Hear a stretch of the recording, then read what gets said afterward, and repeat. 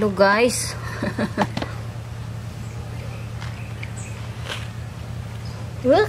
Kakandiri na rin kasi. Ang dami. Ang daming ano.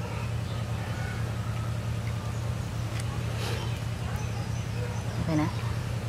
So yan guys yung ano, sa amin, tawag sa amin ay bukan. So woodworm. So yan po yung nangangagat ng mga tanim. Akala nyo po napakaganda pa ng tanim nyo, bukas lang lantana. Kasi yung mga ugat po nakagat na yan. Sumasama po yan sa dumi ng ano, sa cow manure. Ayan. Ang dami po oh, puti doon sa kabila, sobrang dami. dapat ilagay sa ano yan ma? Sunugin ka mo. Bigay mo kayo sa pakain niya sa mga... Hindi, dito mo na ilalagay.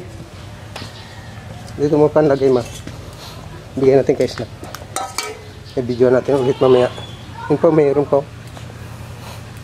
I-click natin, hindi rin makalis.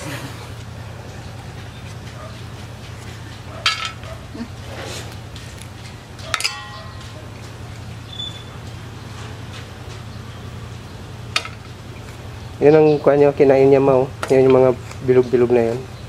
Yan na yung compost.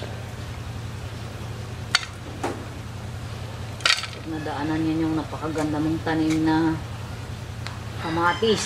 Bukas lang wala na.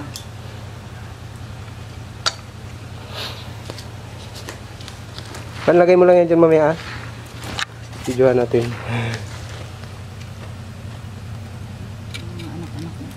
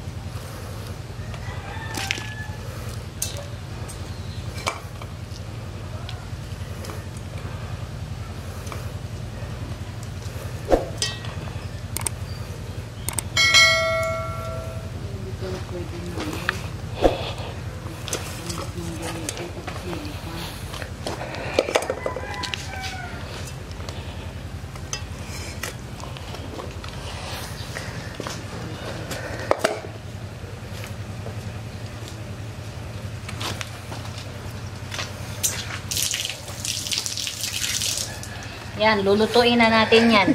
Isang kaldero na po. Isangag natin yan. Bigay natin sa Japan.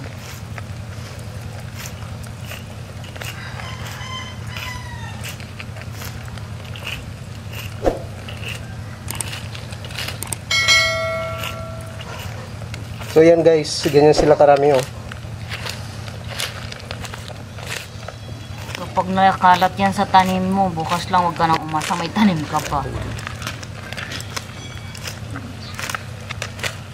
Grabe, isang sakong cow manure na ubos nila. Yan, galing yan oh. Manure, ubos nila halos ang isang sako. Napino na nila. Grabe oh.